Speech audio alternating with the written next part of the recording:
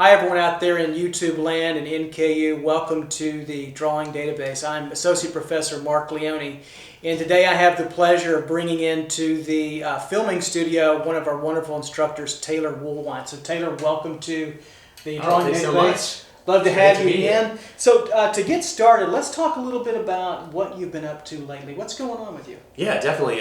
There is a lot going on. So I'm teaching a lot right now here at NKU. The Art Academy too, and then sometimes at Manifest Drawing Center, which is also Cincinnati based.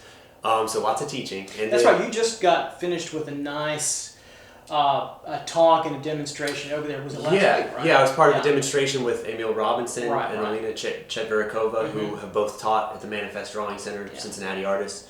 So that was really nice. So a little public demo of figure drawing and letting everybody see the process. Right. Really fun. Yeah. Right. Yeah. So what have you got in front of us here? Yeah, so this is a little bit of what I've been up to in the studio when I'm not teaching. So I feel a little split personality right now because I have my kind of love of traditional figure drawing and especially portraiture, which I've been working on a little series of some portraits like these. Kind of straightforward observation as well, maybe portraits of objects. And then I'm also trying to kind of abstract observation in a series of work as well, which I've got maybe 12 or 15, anywhere from this scale up to quite a bit larger. About going on. 3 feet by 4 feet? Yeah, up to that size, but more right now, a little more on the medium to small scale, just mostly out of, what's the word, kind of, just spatial issues, right? Like storage and things like that, being able to have them up on the wall. Right. But yeah, I've always had a love for observation, and so these kind of things, and then this abstraction to me seems to have a little bit of connection in that my abstraction is kind of layered observation. Gets a little bit hairy and confusing at spots. And also I should mention that I don't know, with the exception of this one, I think these are still in the works. So a little bit of in progress here. Right. They're really all of your work is pretty painterly. Oh yeah, for sure. You know, your figure work, which we'll talk about, and the Studio Transfigured series as well, some of the works on paper. There's in your painting that you have on your website, there's a very much a loose kind of passage quality, drips and staining, etc. That where you seem to be combining again your love for observation, but a real, I think, a connection to abstract expressionism. In a kind of way. That's definitely true, and it could be partially that I learned to paint with watercolor, and with watercolor the medium is going to do what it wants to do so much more than maybe oil or something else. So I think I've embraced that a little bit, or maybe even tried to pull that into my process. But you're right, a lot of the first loves as far as artists, people that I kind of fell in love with were first and foremost some of the observational painters like Andrew Wyeth. I don't know if you like his work, but it was somebody that I really gravitated toward. Sure. But then going to art school, learning a little bit more of semi-contemporary art history, I think de Kooning, Rauschenberg, people like that, a little bit of that abstract expressionism definitely tie into this sort of work too. Yeah, I was going to say de Kooning, Rauschenberg, I forgot, maybe Johns, but then also in a way with your color harmonies, I think about you evoke a little bit of Hans Hofmann. Oh yeah, I can see that too. Yeah, there's a primary feeling in there, and then some of the passages in some of the paintings have a geometric kind of quality. Then they get soft edge and they get diffused. You're right about that. That's not somebody who I consciously thought about when making those, but I can see that connection. Right. It was kind of the primary color scheme. It was more color than anything else. Yeah. And then de Kooning, kind of right away with some of the passages of color. But then you also evoke, there's a looser figurative tradition, which is, for us, kind of a segue into your figure work. So can you talk a little bit about some of the figure drawings you currently do, and then kind of what's on your website? Yeah, absolutely. When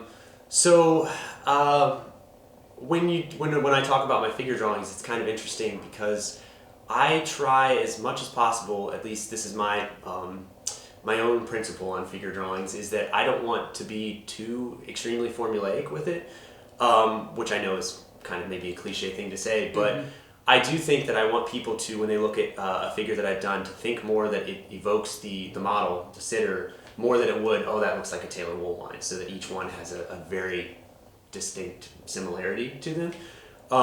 So maybe the ones on the website, I have a lot of graphite drawings that are going to look pretty similar. It's my hand showing through. But I do want to, as much as possible, capture that likeness of a sitter as much as I can. So it really comes down to pretty rigid kind of observation when I'm working. But at the same time, I think there is hopefully a nice balance of loose and tight that I'm trying to get in there. Yeah, I think you nailed your work perfectly. They really there's a rigor and a discipline there, but they're also fresh and they're loose and they're not stiff, which you can see sometimes with artists. I think you even evoke a little bit of it, from my eye, a little bit of Diebenkorn in some of the gouache, the looser passages, and maybe that came from your watercolor. Definitely that probably does, but that's a nice comparison too. I'll take that if there's a comparison to Diebenkorn. Yeah.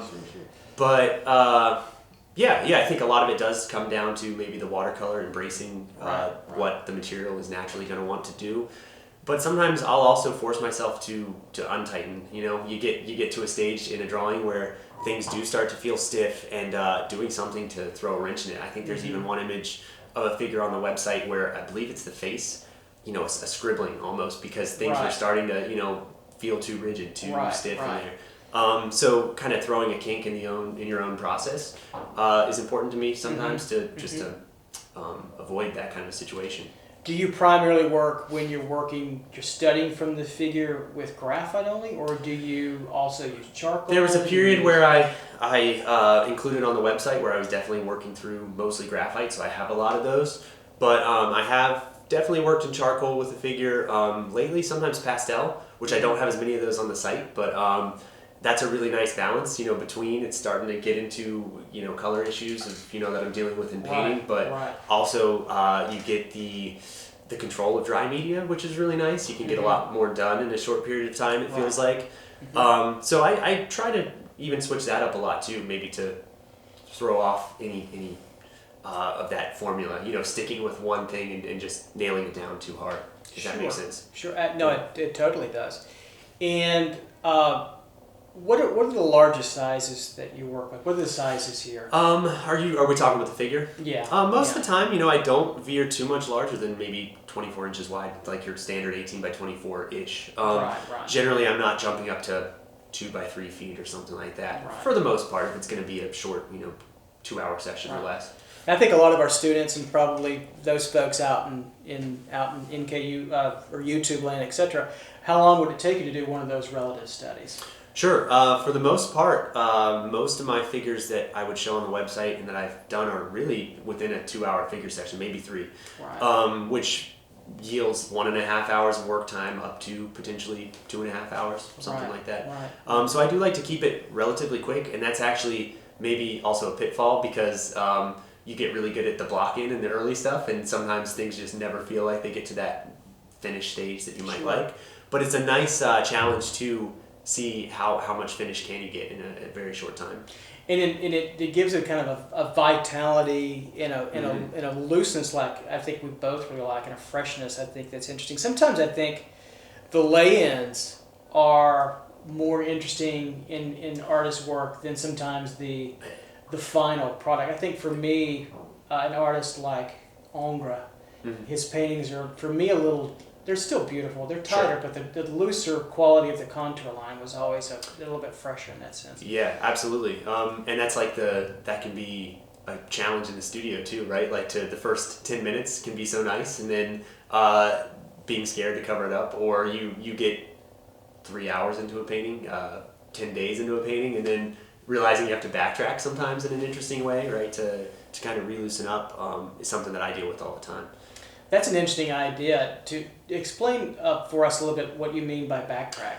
Yeah, so sometimes just getting ahead of yourself in the sense that you have an idea of finish in mind, knowing what you might want to get, and either rushing the process or getting so myopic, so tunnel vision about it that things do become rigid. Maybe you haven't thought about the whole picture and you're thinking too much about one area, and realizing that, oh man, the relationship of the whole composition was so much better 10 days ago, and I didn't even realize it. If you take documentation of what you're working on. Sure. So actually forcing yourself to stay or at least for me, for my process, trying to stay loose throughout the entire process, start to end, but then actually knowing when something can be called finished is kind of the challenge and what you're playing at the whole time, for me anyway. Right. Yeah. So you did your undergraduate work, your BFA, at Columbus College of Art and Design in Columbus, Ohio, correct? Yes, yep. And you did your MFA in drawing and painting at Indiana University, correct? Yeah, that's correct. Right. And you're from West Virginia. Yeah, grew up in West Virginia. I'm kind of a little bit of a weird case. A lot of my family and my roots are in Maryland, and then we shifted out to West Virginia. But I always tell people West Virginia because that's where I mostly grew up. Right. But I always did feel a little like a transplant. You know, you kind of always feel like you have ties somewhere else if you're new in town. So, yeah, just feeling like that wasn't home. At least when I was a kid. So that was kind of just a little bit of an odd thing. There were things in West Virginia culturally, like hunting maybe, that I just had no connection to, where a lot of kids would do that kind of thing. So yeah, that was just I guess something about growing up for sure for me, was that feeling of fitting in and not fitting in, just in that cultural sort of way. Yeah, for sure. Segueing into your painting work, let's talk a little bit about probably the beef of your painting work, the series of Studio Transfigured. So when looking at those paintings and those passages, one can see the emergence of representational space, flattened space, tables emerge, walls, umbrellas, the accoutrement, if you will, of the studio, drip staining, and then there's maybe a collaged element. Walk us through ideas, the process of that, your palette, and your painting technique, and then length of time. Just walk us through all of it if you can. Yeah, absolutely. So, excuse me. The Studio Transfigured, the series we're talking about, started in grad school for me, which was a few years back. It kind of extended from grad school on to the year, maybe beyond or so, year or two. And then kind of the beginnings of this, and all the paintings in the studio right now are a couple new series in the works. But with the Studio Transfigured, it began with really figuring out what I wanted to paint in grad school, which is the big question when you're there. Knowing that I really had a love for observation, but maybe feeling like straightforward observational painting in some way wasn't enough. Maybe that's a grad school thing. You think it wasn't enough for you, or for your grad school, mates and professors and all that? It's funny because I think it was a little bit of both. Actually, the school I went to, IU, has a very traditional bent to it. They really, in general, the professors there, a lot of them are working observationally. They like that kind of work. But I think there was something about it that definitely, for me, maybe I just felt like I needed that experimentation to try something new, to break out of what I had been doing.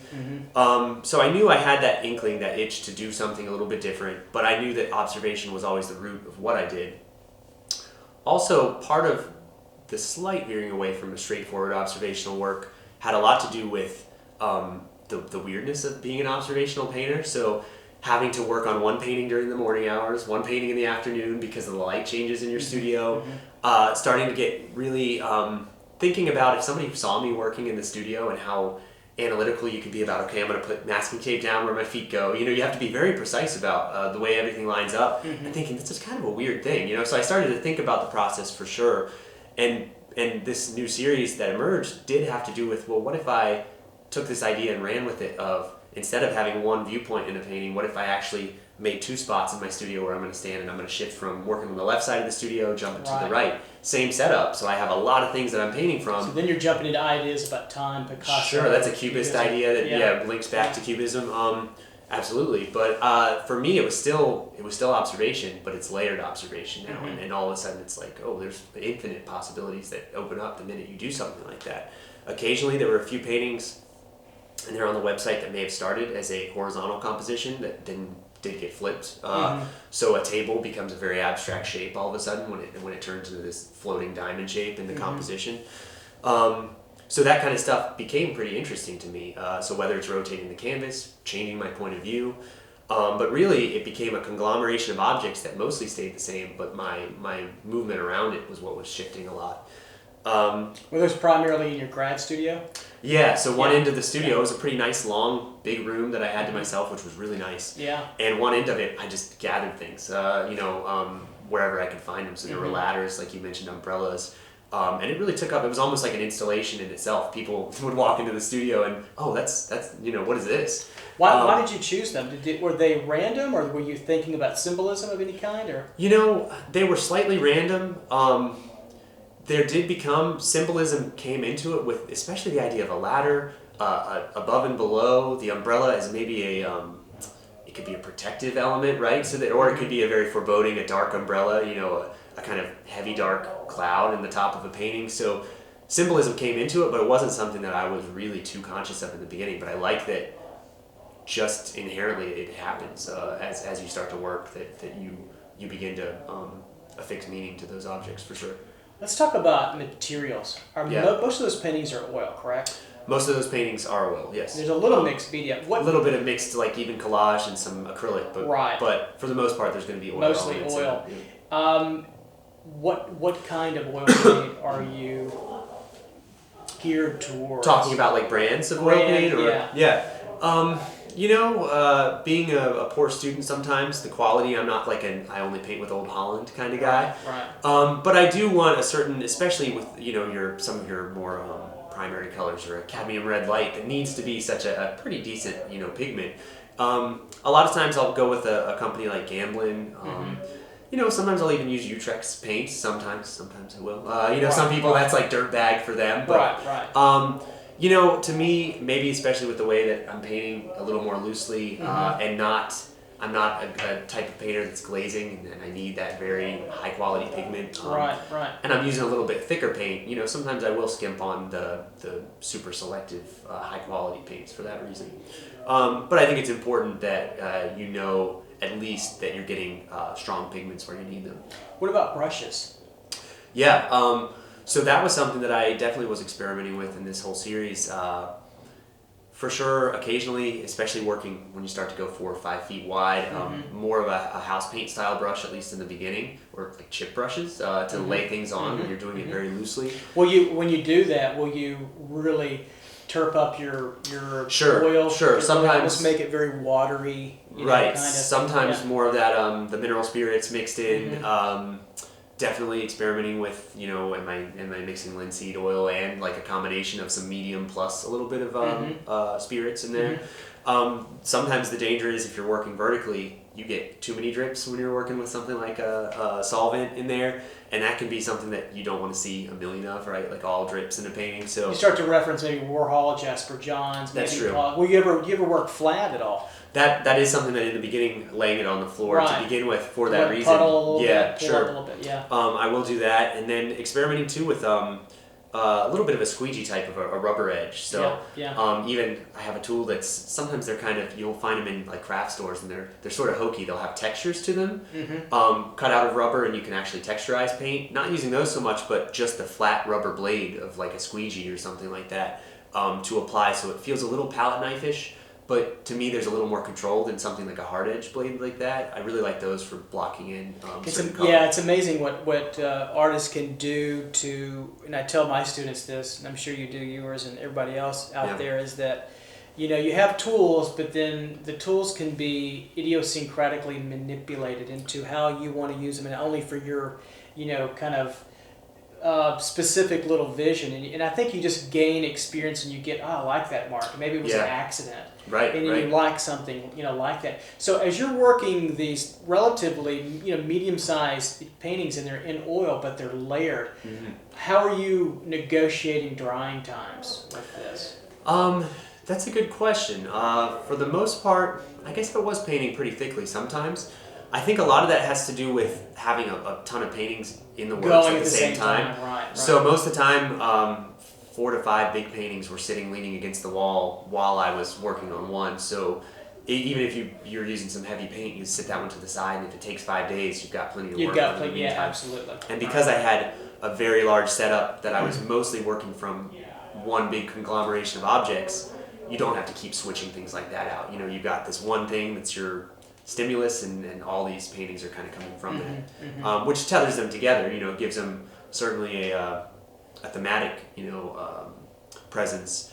But it's really handy just from a nuts and bolts. How am I going to get these paintings done? Kind of a sense. Sure. Because that's the thing too, that changing from 17 different still life setups or 5 different models, that can really drive a person crazy too.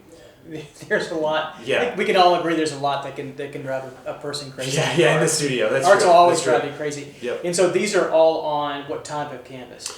Actually, some are panels, some are Panels canvas. too. Okay. I think I got to where I really enjoyed actually working on panel, not having so much give that you would have in a canvas. Right. Maybe because especially when I'm working with something like that rubber blade and really pressing in, you don't get so much. That's always push. one thing I've not liked about working on canvas is there's a give, and I've always told students you could place a piece of hardboard or a piece of plywood behind it to help, or you can actually stretch onto wood. Across board, right. It's always that give. If you're a pretty aggressive painter, Yeah. if somebody is, and that would be, it's almost like being on a trampoline, and that can be annoying. Especially the bigger the canvas, if you Sure. have 7 feet across, that it's going to be more of that trampoline quality. Yeah. So that's definitely true, and I think that's a reason I like panel. The bad thing about panel is it is really heavy as you go larger. Right. You're stuck with that, and you can't roll it. You can't pull it off like you could with canvas. Right. De-stretch it, I guess. And if you are painting thickly, even if you're on canvas and you theoretically could roll it, you risk the cracking, and etc. flaking off. Yeah, Sure. so that's always an issue. Yeah, that's true. And in working on panel, there's also that lack of absorbency a little bit that you get in canvas. There's a softer touch, and it's a little bit more.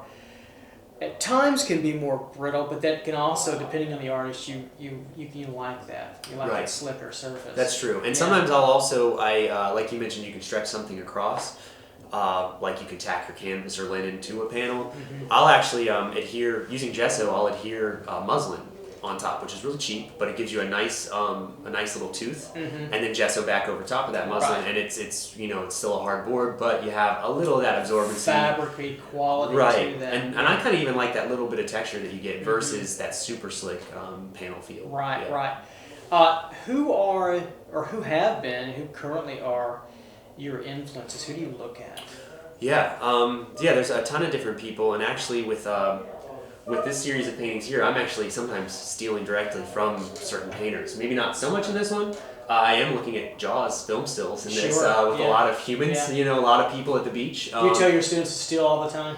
Yeah, absolutely. I do, but I mean, you have to be smart about it. You have to be smart, but I think you should steal with reckless abandon and then temper that, once you start. But, you have to come out of somewhere. You can't just, nobody emerges out of anything, but then I think you start to make it, hopefully later on your own. Yeah. So film, movie? So sometimes looking at things like film stills, they can help with composition, but it also just gives you, interesting new ideas. What if I splice this into what I'm currently doing and just to see, to throw a wrench, like I said, if you're stuck. But so with this current group of works, where I am layering a lot of different imagery, I'm looking at some of the old masters too. Like Rubens is great for composition. I'm thinking of his lion and tiger hunts. I love those where you have bodies, like human bodies, horses, wild animals, all thrown into the mix. So I'm definitely stealing from his compositional ideas. He's a great one to steal from. One of my all-time favorite figure draftsmen. Oh yeah, he's absolutely. just an animal, really. Right. Yeah. So I'm looking at that a lot, and I'm feeling like I'm absolutely getting too close, maybe because this feels a lot like what Cicely Brown does, is looking at art history and also looking at the human body and kind of merging them. So I don't want to feel too much like that's a danger in the studio right now, is somebody that I'm getting too close to. So I need to make sure I'm separating myself. I think there's definitely different paint handling that goes on. How do you do that? How do you separate yourself? Right.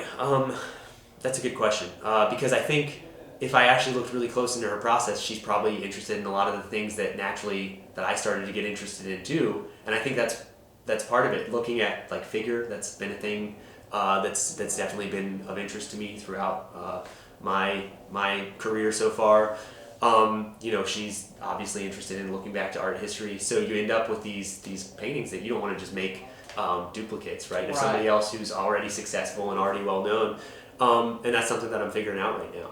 I think naturally your own hand and tendency is going to hopefully separate yourself out from somebody else, but she's another person who you could describe her as being very close to having some de Kooning relationships Sure. too, right? So she's Sure. right there between abstract expressionism, the old masters, Mm-hmm. and then her own maybe contemporary figure ideas, which is all what I'm starting to dance around. So It is that's really something what that I'm we're- figuring out right now, how to separate myself. And what we're really, I guess maybe what we're really saying too, it's a very kind of postmodern practice. That's where true. it can be, there's a lot of eclecticism, not only in Right. the range of works being done in the art world, but also combining older methodologies and mixing and matching, identity or identity politics or formal kinds of ways of looking at, composition, etc., and then combining these combination kinds of things. Yeah, absolutely. And it's so easy to do right now because think of the variety of images you see online, and then in the library, the combination of all of it, like it's all there, so close to us. Yeah, I don't think that's hopefully not a bad thing to be taking all those things that you're inspired by visually and seeing how they fit together. But I think you have to. I think if you're either inspired by or interested in or what you're angry about or what makes you the happiest, I think that all those are valid, but really there's so many different ways to approach ideas. You even, being bored by something can maybe spark an idea about defining what boredom is, I suppose. Sure. I don't know. Another question we have is, how do you, for yourself, how do you use failure? What is failure to you? Oh yeah. I think in the artistic process, you have to constantly. For me, it's a series of failures and then struggling to get out of that moment of a mistake. So this is something I've been talking to drawing students a lot about lately, because I'll be doing a little demo for somebody, and they'll say, "But how does that look so good? How does it look like it does?" And I'll say, well, it's not that I'm not making the mistakes that you're making. I'm just really quick and efficient at recovering. So seeing where I went wrong, and then doctoring it on the fly. Mm-hmm. And so, that goes right into the studio practice too. It's a lot of experimentation and, stepping back and looking at it and saying, well, the last time it worked, but this time it's not. And just, failing and recovering, failing and recovering. When do you learn that you can, at some point in time, you can recover? Is there a point where you live and die as a younger artist with it, and you're like, I'm never going to recover, I'm not going to be any good? Right. Is there a way to tell us how that happened, if possible? That's a good question. I hadn't thought of it in that way. I think it's probably...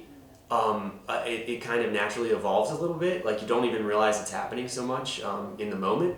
But it has to be that idea of, who was it? I think, there's that 10,000 hour rule, right? That you've heard of this. Get your 10,000 hours of 10,000 hours of practice for sure. But I think it's Charles Hawthorne, who's a American painter and a painting instructor, who talked about a good painter has miles and miles of canvas behind him, and it's all bad. You just have to make those kind of rough images. Yeah. When I was in art school in LA, our instructors would say you need to get your drawing mileage in. Yeah.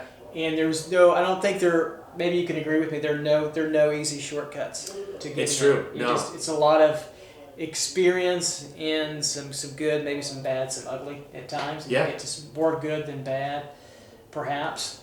Yeah, definitely. And you can be told a million times that a certain way to do something that's easier, that's going to be a little bit of a shortcut for you. Like if you try it this way, it's probably going to be easier. But if you're stubborn, like I was a little bit as a student, you think that you know better. So you do have to learn these things for yourself through the mileage, through countless sketches doing it the wrong way, right?